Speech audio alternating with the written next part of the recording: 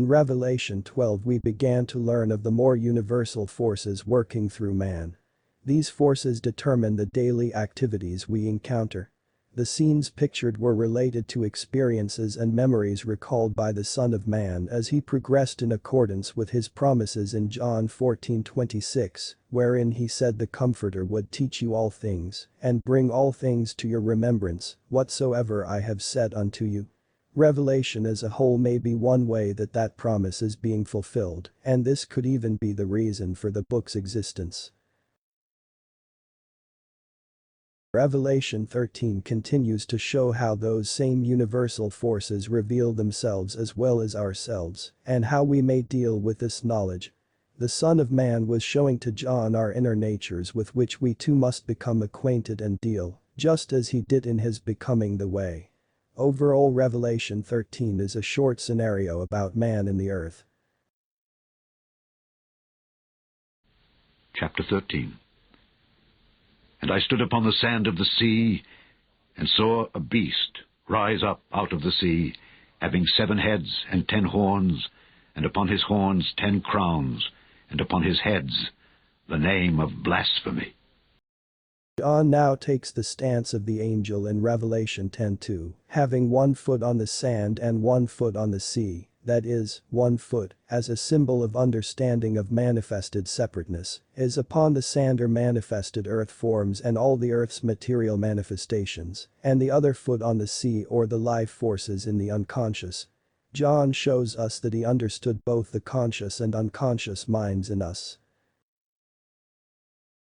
Where John stood and what he saw, he is showing us the interplay between the spirit and soul forces and entities' activities in the material world.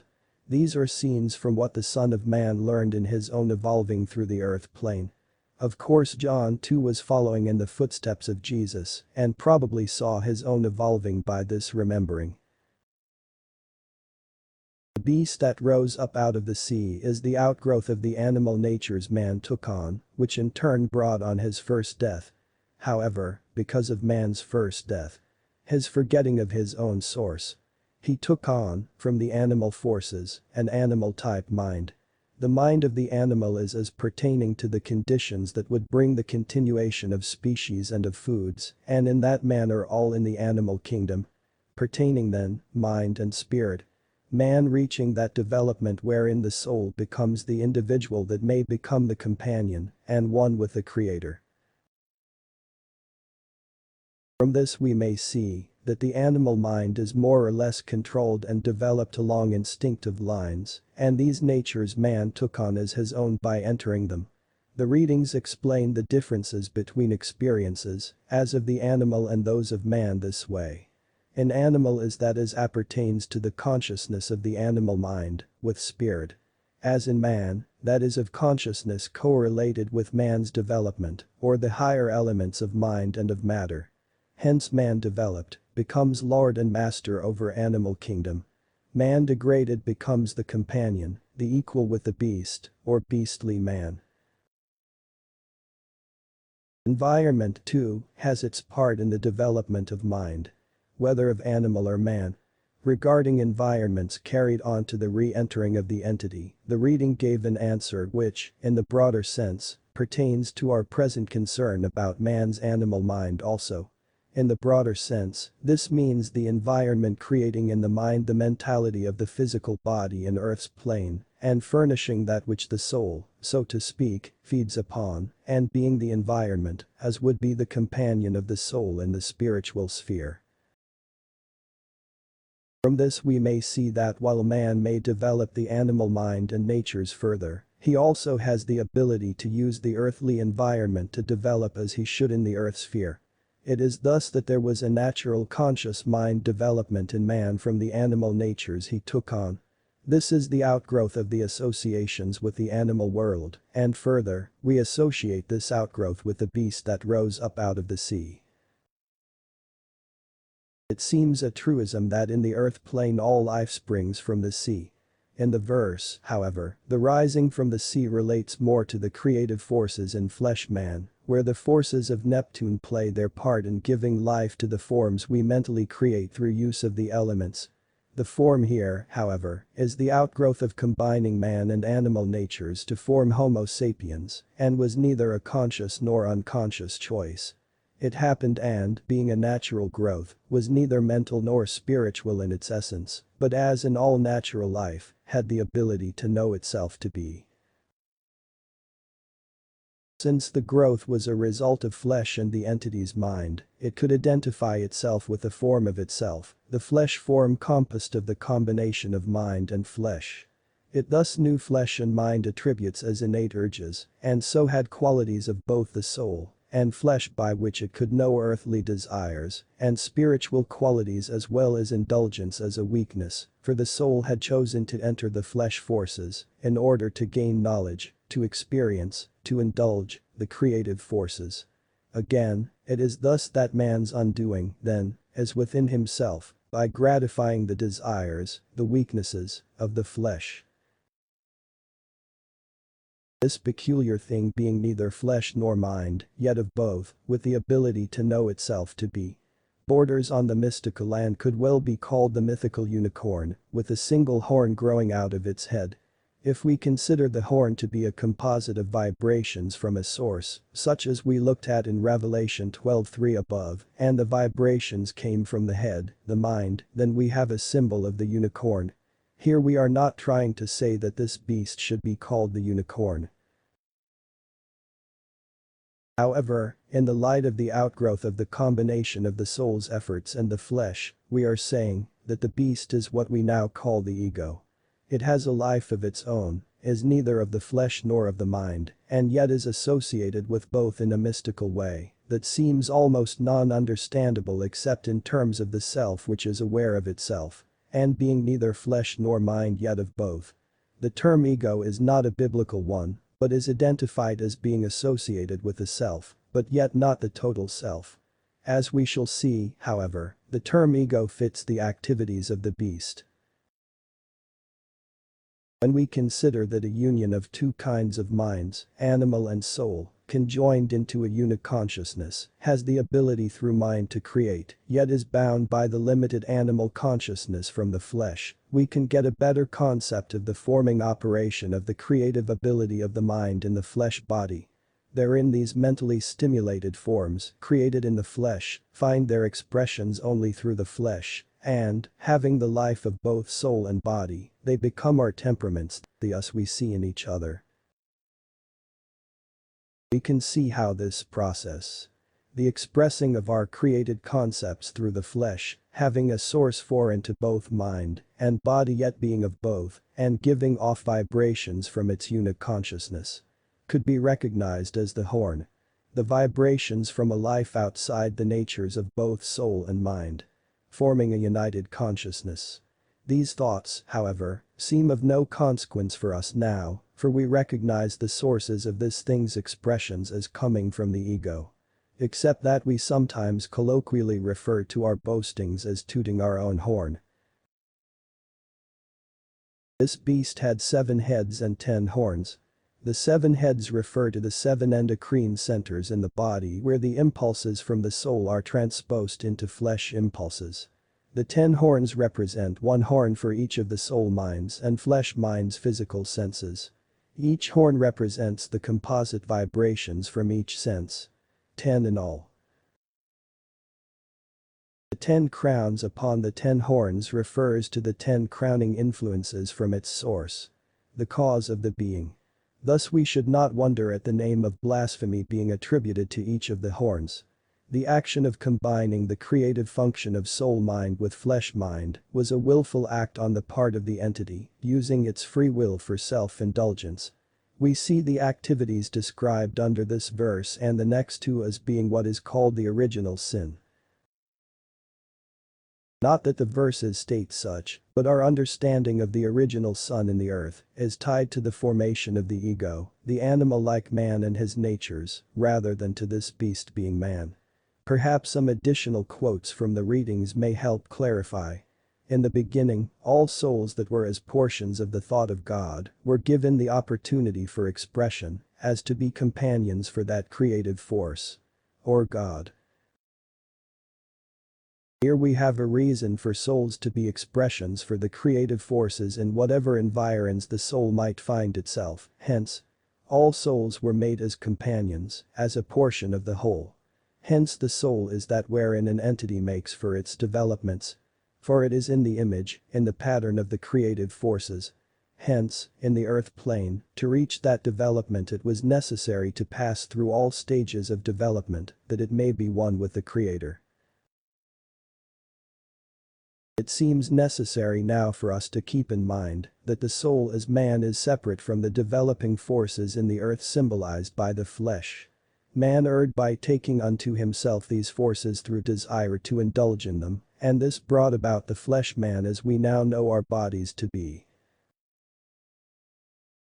The soul of man is still separated from the flesh man, as evidenced by the seeming dual mind functions, conscious and unconscious, but we shall note more of this division as we move on through our study. It also should become clear why we call the above beast the ego, rather than the self or just man. Interestingly, the ramifications of the ego consciousness and its creative efforts and desires reached back to the creation of all souls, though unconsciously.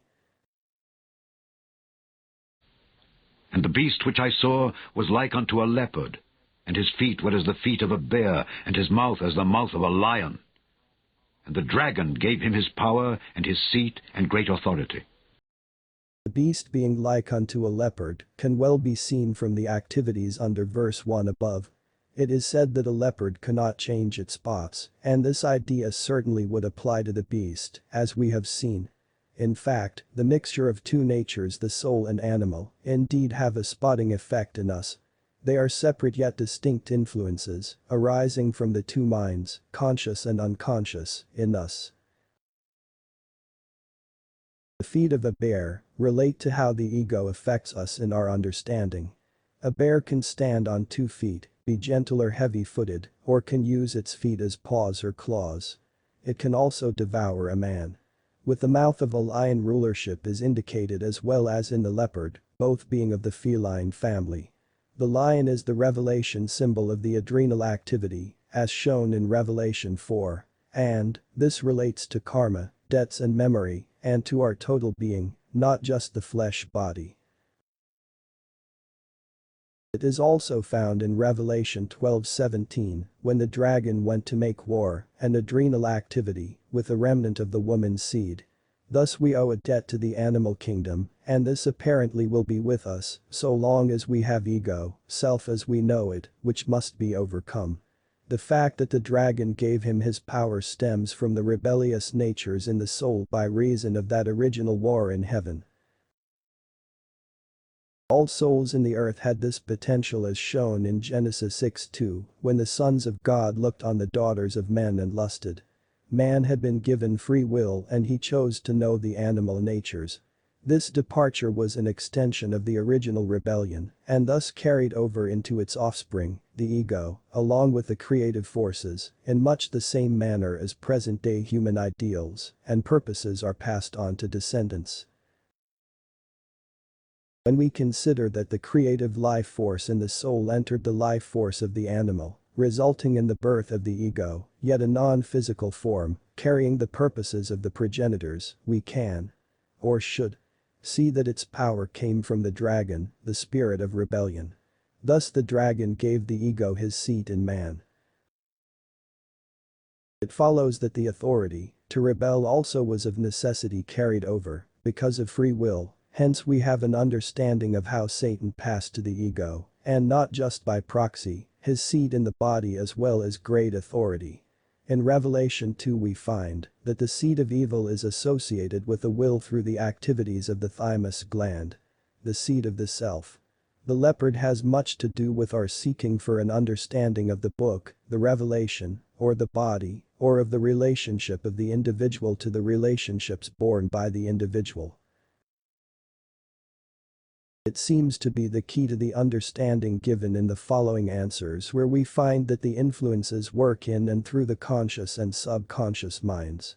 Please explain the symbol of the beast like a leopard with 7 heads and 10 horns. Revelation 13. as has been described in the revelation as to how the influences of the knowledge as gained arise through the various forces and centers of the body. Now we find them visualized by John the Revelatory as representing the beast, or by the beast, that makes for the fears as given in the minds of many by the representing of same and the forms as given, working as it were upon those very forces that have been aroused by the application in the seeking for the understanding of the book, or of the body, or of the relationship of the individual, to the relationships borne by the individual. For it is all as individual, yet is applicable to every force or influence that is in the earth in an individual experience. Do these two beasts as described in Revelation 13 have relation to the subconscious and conscious mind of man? They work in and through these influences, to be sure, the subconscious forces that become as a portion, and the consciousness that works through the elements. For self or for God. They work through these, but not as directing, as being the beast. And I saw one of his heads as it were wounded to death, and his deadly wound was healed, and all the world wondered after the beast. The 7 heads are involved because the total endocrine system is affected by the merging of part of the soul with the flesh. As stated above, a part of mind too was involved in the merging or split off into that which became the ego. This seems to be manifested in the body-mind where one part is the ego and the other, self. This is also pictured in the biblical story of Cain and Abel. If we carefully read the destiny of Cain, whose dwelling place was in the land of Nod and whose descendants were artisans of all kinds, we can see that this pictures the many functions of mind. In view of these two slants on the ego and split mind-body functions in us, we should see the relevancy of the statement, one of his heads as it were wounded to death, which may quite logically relate to the split mind conscious-subconscious functions as we know them. The statement that it was wounded to death literally means the death of this split function of mind conscious-subconscious in us all. John was seeing the evolutionary unfolding of memory in the entity Jesus. The remembering of the ego's source caused, through grace, the healing in mind of the developing Son of Man. Thus we can understand the expression that his deadly wound was healed, for, upon remembering, the entity Jesus accepted responsibility for the development, the sin, of the ego in man, and thus was forgiven, healed. Remember, Jesus promised that the Holy Spirit would bring all things to your remembrance, even from the foundations of the world. He knew he had experienced it, and he is the pattern and model for us. Of course, in Jesus the ego was of no consequence, for the Father, the creative forces, determined his every action. It is almost too true that all the world wondered after the beast, for the beastly nature of the ego has baffled man throughout the ages and will continue to do so until we each may become one with the creative forces in us. Then the creative forces will, so to speak, bypass the split mind conscious-subconscious syndrome. The ego will be as dead. And they worshipped the dragon which gave power unto the beast, and they worshipped the beast, saying, Who is like unto the beast? Who is able to make war with him? In the light of the explanation of the dragon as the spirit of rebellion or Satan, it is no wonder that they worship the dragon which gave power unto the beast.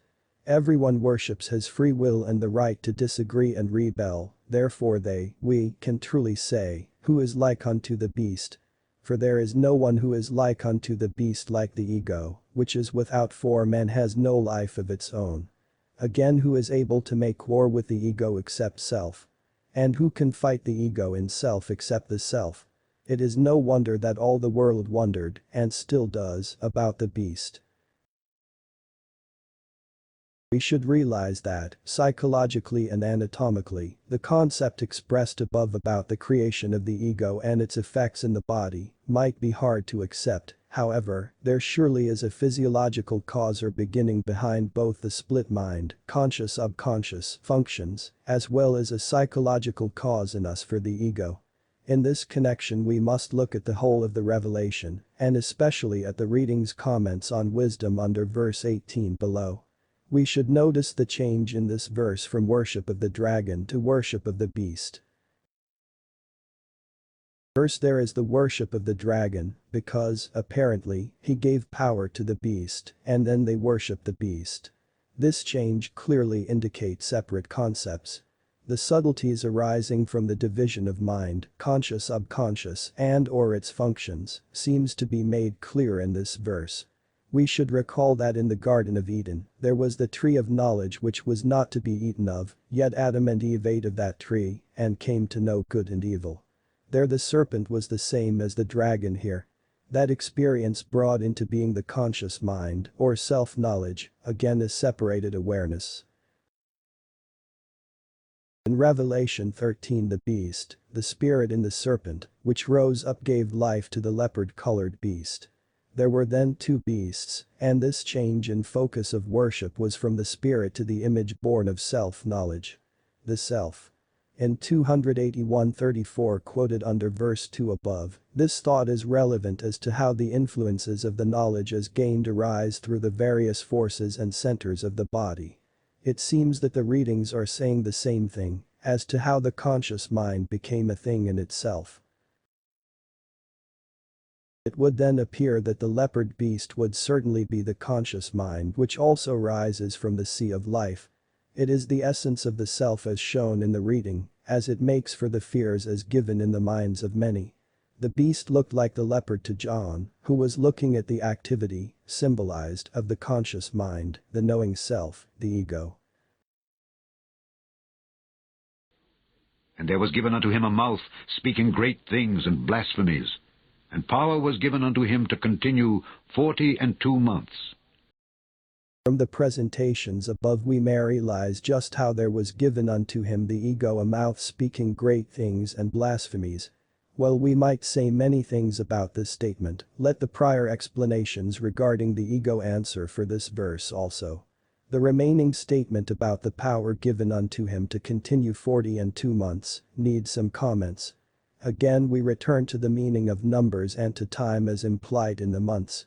The numbers are 40 and 2, and are thus giving a mystical meaning to the condition. The Pythagorean number 4, called the Tetractes, was second only to the 1 in importance. It was a sacred number for it embraced the whole of nature, and was believed to be the cosmic cause, since the sum of the digits compassing the Tetractes add up to 10, and thus are one of the keys in natural phenomena. In us the 4 represents the creative effects of the elements with which we create thought forms which become our temperaments. The 4 also directly relates to the 4 beast in Revelation 5, associated with the 4 destructive natures relative to our carnal natures. When considered with the use of the 4 elements in the temperaments, which become us through the operation of the ego, the idea of continuing for a limited time, as a period of understanding until the consciousness of the self changes or is overcome as shown later in the revelation, quite logically concludes the beastly natures in man arising from original sin. In the 40 we have the 4 times 10 or, again, the cycle inherent in the 10.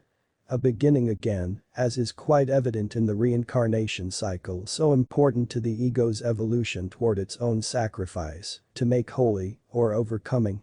Simply stated, Pythagoras considered 1 to be good and 2 to be evil for the 2, was an obvious case of dualism which he had learned of in Babylon. For him the dyad was a symbol of defectiveness in the cosmos, and this is certainly evident in the creature, the ego, portrayed in connection with verse 2 above. For Pythagoras there was an element of evil in the cosmos, which opposed the activity of good. This was exemplified by her termed matter, the female element. In this respect the dyad of months becomes more meaningful than our usual concept of 2 months as a period of time, and also if time is a measure of understanding. And he opened his mouth in blasphemy against God, to blaspheme his name, and his tabernacle, and them that dwell in heaven. Here the ego, being inspired by and receiving its power from the spirit of rebellion, which is its spirit, blasphemes against God just as he did before he was cast out of heaven. He, Satan, had found a way to carry on his war through man by causing man, through the ego, to focus on the self of that built in the flesh, the tabernacle of God. The invidiousness of these acts through us points up a need for a savior of man much more poignantly than the less understood fall of man because of lust.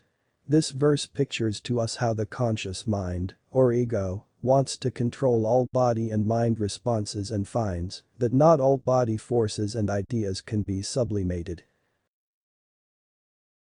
Some urges and concepts keep rearing their heads in memory, and these are blasphemed as well as the very idea that God may be in the inner essence of us. The soul. The result is to condemn the body as a temple of God. God is out there, and the I as the supreme self, would even reach outward to the heavens to get at those pesky inner thoughts, etc., which will just not go away. It should be remembered that Satan was not allowed to hurt the soul of Job, yet through the ego, as a surrogate, he influences and opposes the creative forces in all flesh. However, since the covenant was between God and every living creature of all flesh, the destiny was set for a son of God to overcome the spirit of rebellion even on Satan's terms. One needed to become a flesh man in the earth in order to meet rebellion on its own grounds, and thus the Son of Man, a son of flesh man, Jesus, became the savior of all by the sacrifice of himself for others, which includes us all. In the above verse the beast also blasphemed them that dwell in heaven. Since heaven is a state of consciousness and not a place, and the beast had a consciousness, it had the ability to trouble all states of consciousness. The ego, being only the mind of the flesh, could not know the soul mind, thus its blaspheming of a mind not of its own nature, much less recognizing the body as the tabernacle of God. And it was given unto him to make war with the saints, and to overcome them. And power was given him over all kindreds and tongues and nations. With the beast as ego, it should be clear that it had power over the total body functions. Conscious and unconscious. In this respect one may so live as to become a saint, yet until he has become one with the creative forces and sacrificed the ego, he is subject to temptation even as was Jesus. Hence even saints can fall away as is shown in Revelation 20:14. The power given him over all kindreds, and tongues, and nations is the power over all kindred thoughts, reactions, expressions and memories in the body-mind consciousness. The total ego knowledgeable self. Until we have passed the last temptation, we are subject to the influences of our beastly natures. And all that dwell upon the earth shall worship him, whose names are not written in the book of life of the Lamb slain from the foundation of the world. In the first section all that dwell upon the earth says that all who live by or under the influences of the ego, the self, shall bow down to such influences as if they were the supreme being in self. Hence worship the ego. In fact, most of us hold so steadfastly to our identity that we do all in our power to keep it. This is illustrated by the fact that no one would trade places with someone else and be them.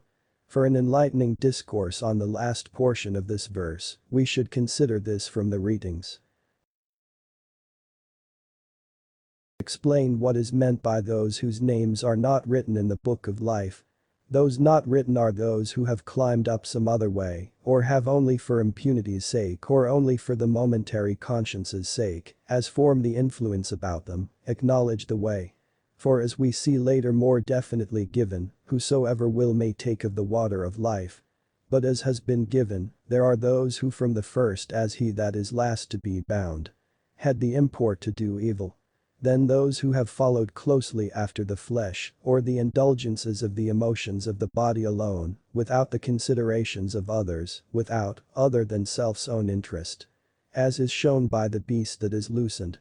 These are they whose names are not written, and these are they who are easily led about by every wind that bloweth, unstable as it were in those as represented in a portion or one of the churches, not hot, not cold, but allowing today, tomorrow, the circumstance of the moment to sway without purpose, without direction, without the name given under heaven, that name whereby men may be saved, by their belief, their faith, their trust, their works in him. Hence those who do them not, those who are seen about the individual striving, are not to be by the individual, lamented so much as that the individual loses his own way, but rather knowing that God, the merciful Father, the loving Father of the Christ, in his own time, his own way, will bring those necessary influences. Be ye then, as is given, in the same association by the promptings of that ye have gained. Having tasted of the tree of life, the knowledge of God, make thyself and thy calling and thy election sure in that ye faint not when ye see these troubles, these disturbances that are only of the earth earthy, that only the emotions of the desires of self's own show coming to pass in thine experience. The book of life of the Lamb slain from the foundation of the world is simply that the one who became Jesus offered himself even before the word was. If any man have an ear, let him hear. This is a well-used textual excerpt from the Revelation, but one which has been little understood. It appears usually after a presentation of things hard to understand which are vital to the soul's understanding in regard to everyday living. As such, we may look at the beasts in these portions as a part of us, if we dare, in our daily encounters with life situations. While we may accumulate more knowledge, unless we can apply the knowledge gained in our acceptance and rejections of each other, it would seem that we have not heard. Even if we have ears. In the overall context of our understanding, however, it seems only logical that the ear spoken of is the ear of the soul, again symbolized by the hearing by the physical consciousness, and this takes an attunement to the ideals and purposes that may have been developed by that consciousness, which is neither thing nor time-oriented. This verse may just as well be pointing toward upcoming happenings relative to memories and past circumstances. In this sense, it goes together with the next verse. In view of the karmic certainties in the Mosaic law mentioned in the next verse, this is the place to insert a possible new understanding about the oft-repeated reference to the ear and hearing. If we would consider that all objects in the world are the manifested words of God and all movements are his manifested speech, then all happenings would be the manifested language of the creative forces, or God. In such case the movements of the forces tell us what we need to hear, except that generally we pay attention to the objective facts rather than to the spirit in the forces. Thus we do not have an ear to hear. This language can be learned. It is the primordial symbolic speech of the spirit hidden in the movements. Their causes. This we can neither see nor hear. Since usually we do not know much about symbolic presentations. Even though our dreams are power-packed with them. We depend on words for meanings. We can, however, stand still in the face of any happenstance in an attitude of letting be whatever happens. With a thank you, Father added. In doing this we undertake a trial for hearing and find ourselves directly exposed to the shadows of circumstances, within which is the mystery of the activating spirit of regeneration, a re-remembering. Our acceptance of whatever happens is the opening of ourselves to the favors of the hidden mystery. This gives us the perspective of a new groundhold, a new understanding of our detachment from the facts of the happening. Because of this detachment from notice of things there is brought a deeper appreciation of the mystic hidden in letting go and letting God, which then develops new responses in us. In this manner the presentation in the happenstances releases the hidden essences. The truth in the happening, not the forms involved. In this we experience the reviving, the renewing, by the abilities of the soul to take hold upon the witnesses of life itself. This should also bring us a new understanding of that old reminder to be still and know that I am God. Although this is not the only way to develop an ear to hear, it is a way so that an experience is sealed in consciousness by an act in faith as a platform for future reactions.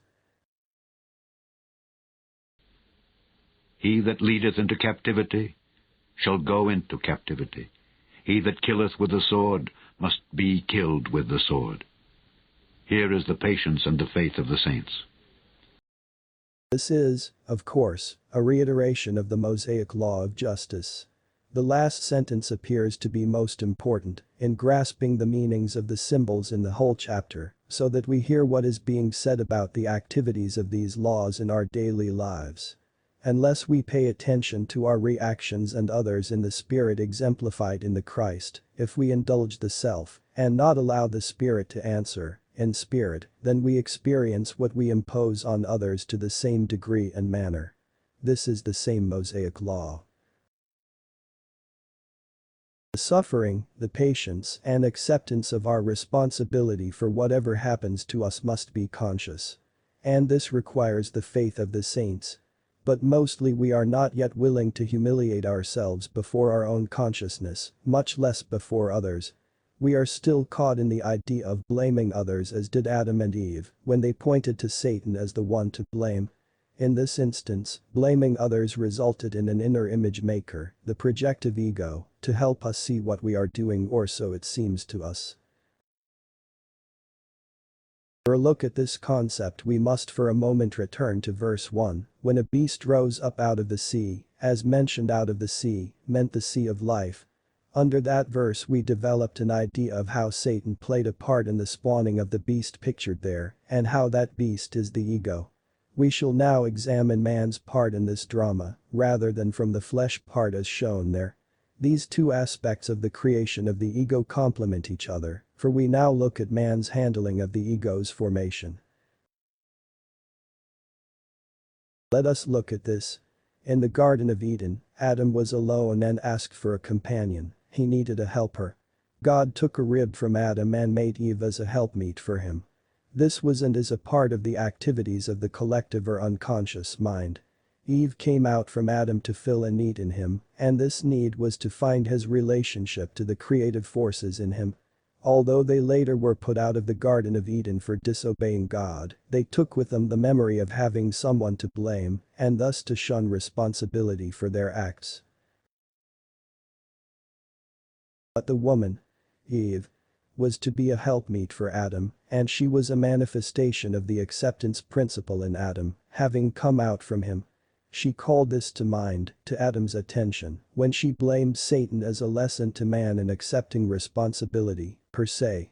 In this story of Adam and Eve we find the conscious mind looking for something to blame for his acts, rather than take responsibility for them. Hence out of himself man created an image of Satan to blame, but the image was totally inside him.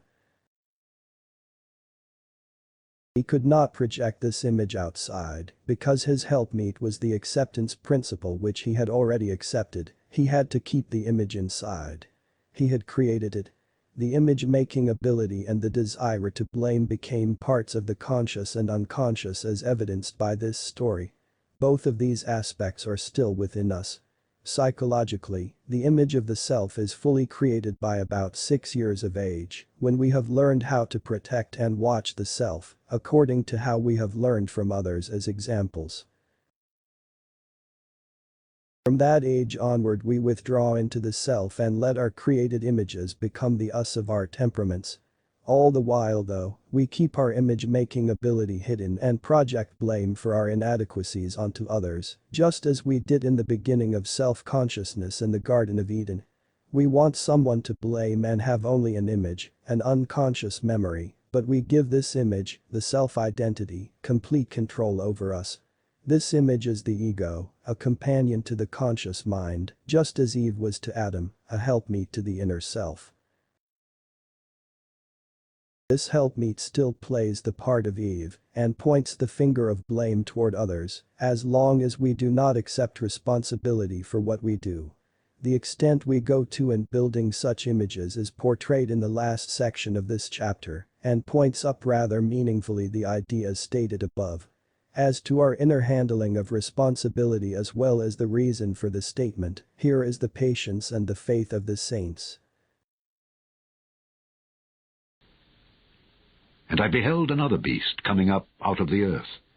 And he had 2 horns like a lamb, and he spake as a dragon. First we should notice that this beast came up out of the earth, whereas the beast in verse 1 above came out of the sea. This should tell us that since the 2 beasts have different sources their behaviors would be different as well as their purposes, although a casual reading may lead us to believe they are perhaps one and the same. Remember that the ego, as the image of the self in the conscious mind, has a mind of its own, for we gave it the use of our mind, and also our life.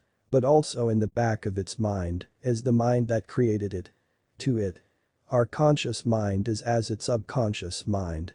Thus this beast has two minds, or is double-minded, thus the two horns, or two sources of influences flowing through or from it.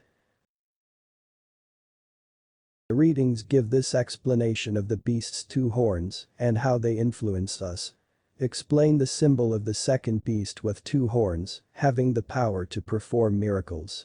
Revelation 13.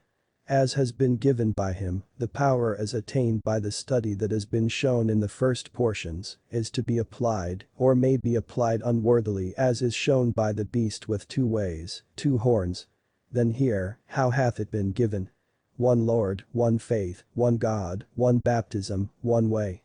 Yet in the experiences as ye watch about you there are constantly shown the influences by the very forces of the beast with a double-mindedness, as showing wonders in the earth, yet they must come even as he hath given, though ye may have done this or that, though ye may have healed the sick, though ye may have cast out demons in my name, I know ye not, for ye have followed rather as the beast of self-aggrandizement, self-indulgence, self-glorification, even as the beast shown here.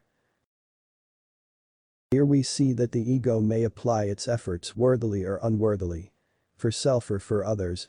This beast is a result of our having followed the advice and impulses of Satan, and that we now know, we have knowledge. We know good and evil. Before going on we should look at how these beasts work in us. The readings answer our query.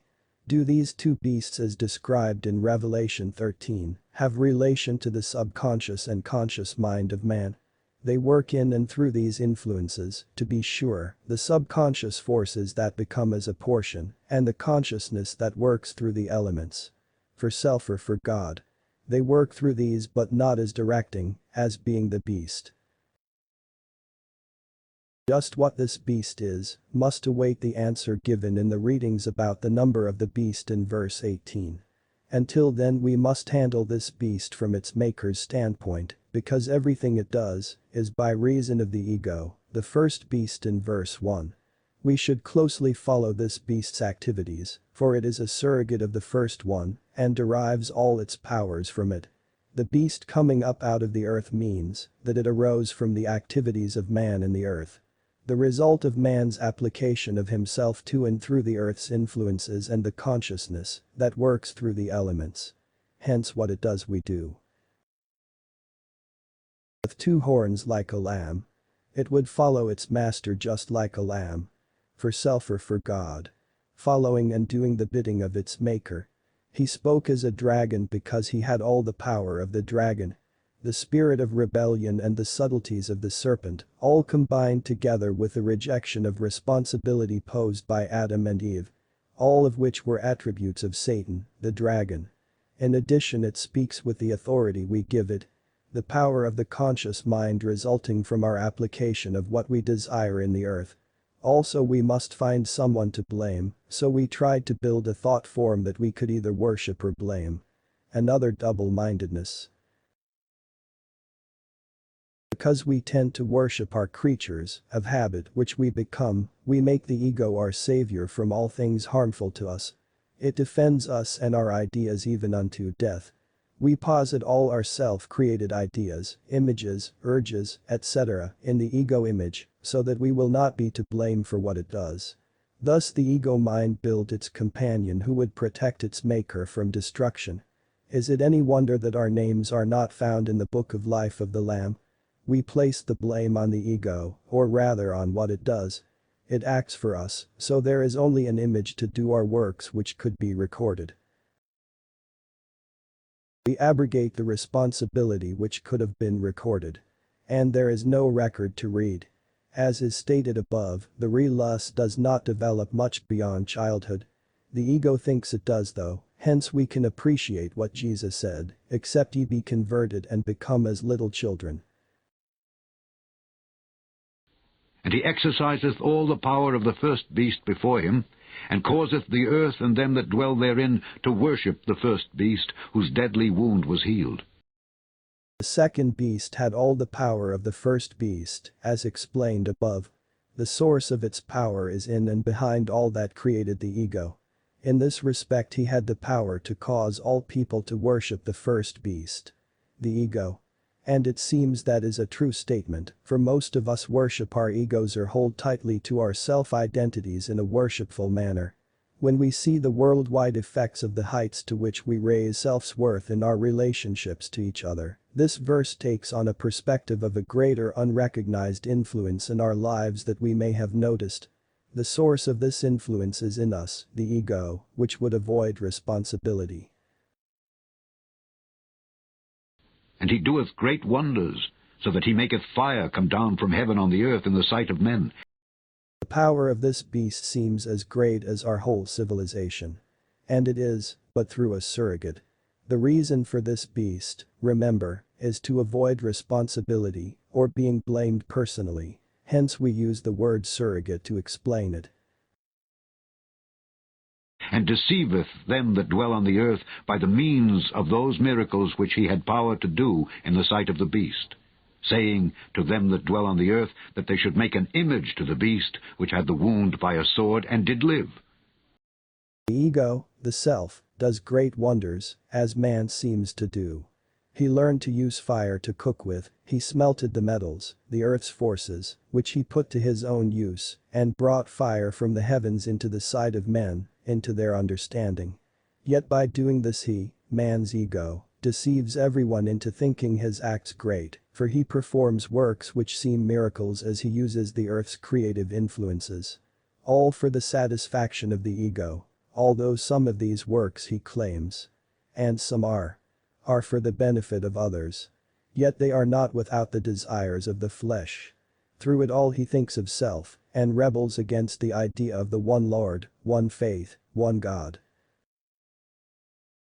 This beast seemingly did all his great works, so that they should make an image to the beast, which had the wound by a sword, and did live. This is a clear reference to verse 3 above, which is related to the common mind and the division of mind, conscious-subconscious. Another division in conscious becoming the ego in us. Nowhere in these verses is even a semblance of self-responsibility expressed. Yet much honor and adulation must be given to the first beast, as we shall see in the next verse. And he had power to give life unto the image of the beast, that the image of the beast should both speak, and cause that as many as would not worship the image of the beast should be killed. Here is shown the great power of the second beast. He had power to give life to the image of the beast. It is important that we note that the second beast arose from man's application in the earth of the first beast, the ego. For the ego desired a companion which would point the finger of blame away from the self. Thus it is that, verse 14, those who dwell on the earth, the people, should make an image to the beast, the ego, and thus the second beast would have power to give life to the image of the first beast. By this the image of the first beast should both speak and kill those who would not worship such image. And he caused all, both small and great, rich and poor, free and bond, to receive a mark in their right hand or in their foreheads, and that no man might buy or sell save he that had the mark or the name of the beast or the number of his name. The idea in these two verses is about the restrictions placed upon the beast's followers. With the understanding of just what the beast is, the activities listed become clear. Here is wisdom. Let him that hath understanding count the number of the beast. For it is the number of a man, and his number is 666. Let us recall a portion of the reading given under verse 11 on this beast with two horns, as we may find it today in our lives. In the experiences as you watch about you, there are constantly shown the influences, by the very forces of the beast with the double-mindedness, as showing wonders in the earth, yet they must come even as he hath given, though ye may have done this or that, though ye may have healed the sick, though ye may have cast out demons in my name, I know ye not, for ye have followed rather, as the beast of self-aggrandizement, self-indulgence, self-glorification, even as the beast shown here. While self is spoken of here, the activities are not necessarily only of the self, but are human traits. These enter into the makeup of the beast, which is the self we identify with. This is what we call man and his ego. In regard to the mark of the beast, we should carefully note below the words italicized, for unless these ideas are sort of run out as to meanings and applications, it is easy to miss the points being made. What is meant by the mark of the beast in the right hand or forehead? These are as signs or symbols of this or that grouping, or of the organizations that become as a part of the vows or obligations to those who have joined in with the work of the beast. Hence the warning that if these come to mean more in the experience they stand as that which condemns, rather than that which is the helpful experience.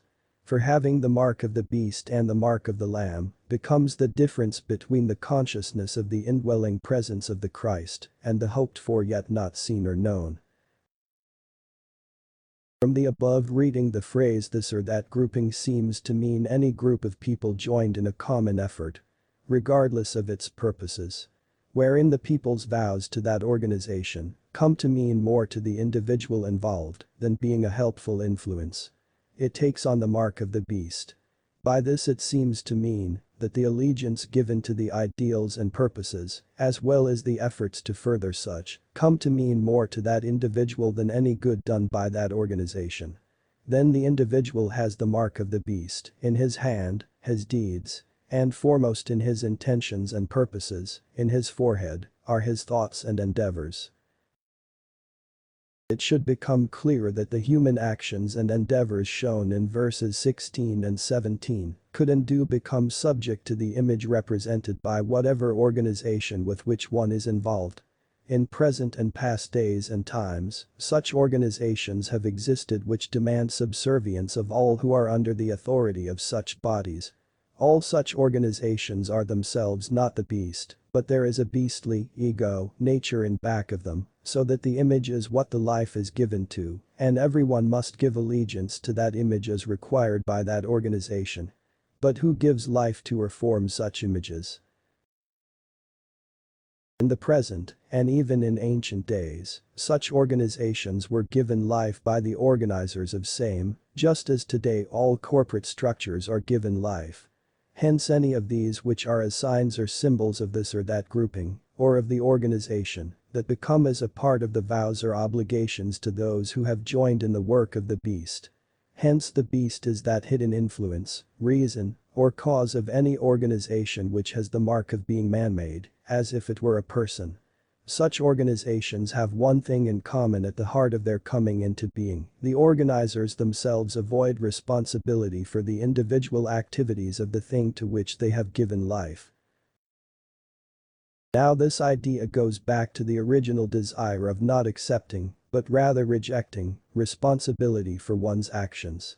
Man thought up the artificial man-made entity of a corporate structure to act as a surrogate for his own way to control others and avoid blame at the same time. This is the second beast which requests that an image be made to honor the first beast, the conscious ego, which thought up the idea of the second beast as a surrogate for itself. Thus the second beast is only an image. Yet it manifests as an authority, which has life and the voice of its maker, the organizers of the organization, the egos of men.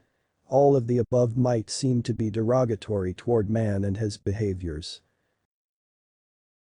There is another view we must take, and that is that man has created a helpmeet, through his beastly natures, which does his bidding under the will of its maker, and desires all to worship its father through the image of the first beast. This is a play-out or reflection of the actions of God who created us in his image and likeness. The scenario in Revelation 13 may have been largely overlooked, although its hidden meaning logically must be placed in the apparent developmental phases of man and the earth. A close reading of the description of this beast as given in the readings indicates that it is the 666, as well as the description of man's redemption, alluded to in the last paragraph, and more especially in the next quote about wisdom. What is meant by the number of the beast is the number of a man, 666.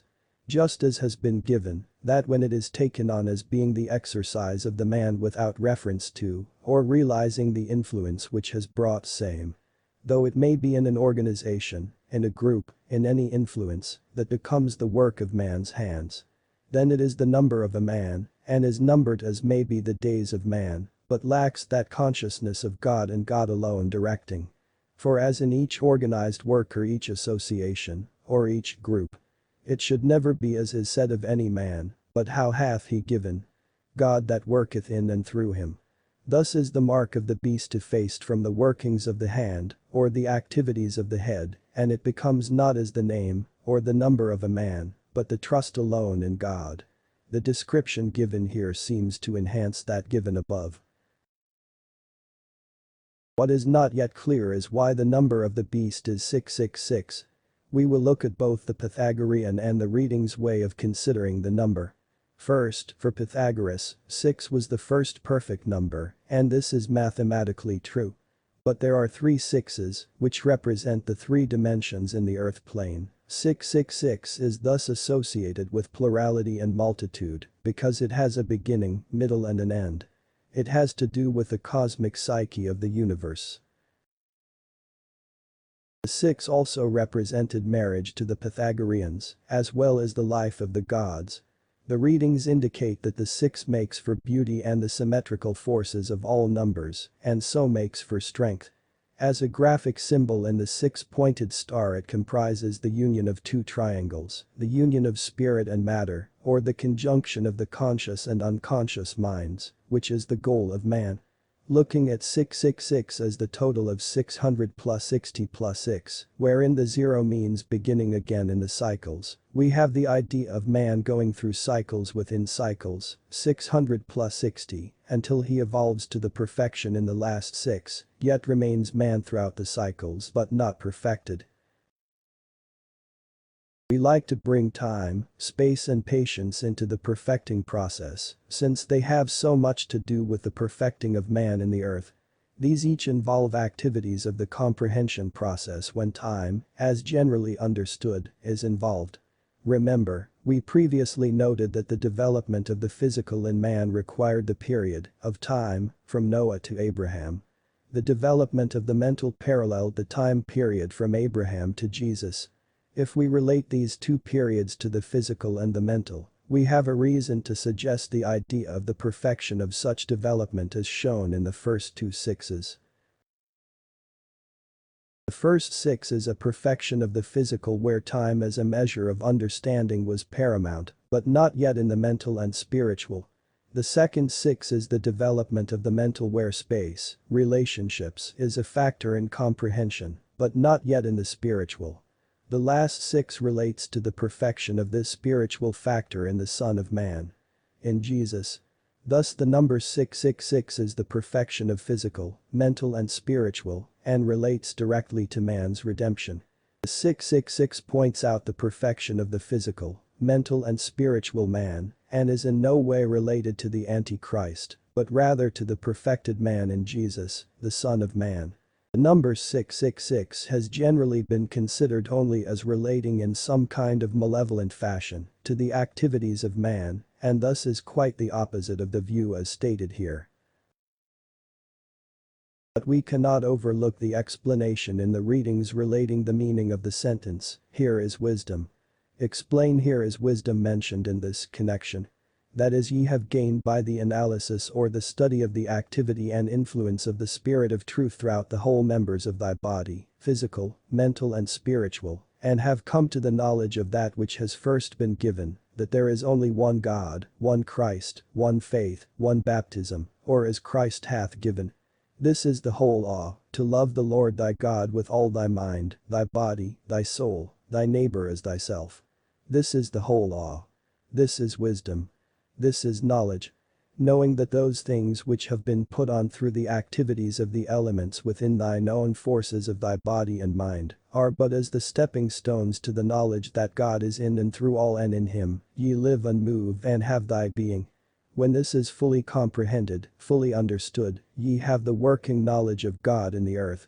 This quote seems to be saying that the Spirit of truth works through the whole body whether physical, mental or spiritual, so as to bring us ultimately to the knowledge of the one God, one Christ, etc., which is the whole law. And this is wisdom, knowledge, that which was forbidden in Eden. Whatever man puts on, regardless, leads him back to his Maker through the stepping stones he builds. When fully comprehended, fully understood, this will bring to man the working knowledge of God in the earth. This holds the promises made by Jesus that ye shall know the truth, and the truth shall make you free, for truth is law is love, and love is God. Above all, we should remember that the verse started out with the words, "Here is wisdom." At this point we are reminded of the old dictum, "All roads lead to God are good." And all roads lead to God. First, let the entity realize more and more within self that while never sufficient unto self, yet the soul, the spiritual development comes from within. Yet never allow that development, those experiences, to become so passive as to separate self from material and mental activity. For such become the more often egoists within themselves, and thus become oft stumbling blocks to themselves. Would the fulfillment of the entity's vision, that he become President of the United States of America, help in accomplishing his greatest service to humanity? This we do not find in keeping with the entity's activities in the earth, other than as a dream of egotism in the entity through experiences in the earth. But that the entity gave counsel with those in authority for the greater good of the forgotten man, and for him that has been neglected in the national or international associations, would he greater fulfill that purpose, that help, that aid the entity in this experience may give. No, self is the only excuse. Self is the only sin. That is, selfishness. And all the others are just a modification of that expression of the ego. But so close is the ego, the I am, to the great I am, that the confusions of duty and privilege and opportunity become so enmeshed in the experience of the entity. Only those who become distorted, disturbed, and attempt to express or manifest their own ego become the more confused. In not having their own way. For, as there is the inclination for the preservation of the ego and for the physical self, do not allow this to run to seed. This, as has been indicated, is not so much a fault, but certainly not a virtue in the present experience. The power, the mind, the might lies within thine own self. Ye have been blessed, ye may be again. In thy judgments. Let not self. As an egotist, or for selfish purposes of any of those things that undermine principle. Put thee in the position of neglecting thy opportunities to do good. The entity must learn to be self-assertive, not egotistical but self-assertive. From a knowledge of the relationship of self with the material world. Knowledge without judgment may easily become sin. Understanding without spirituality may too soon become egotism. So, set thy own ideal. And the ideal does not become as the ego of self then, but as that which is the glory of man in his relationship to the creative forces. As found in him who walked and talked with men, that is, abide in me.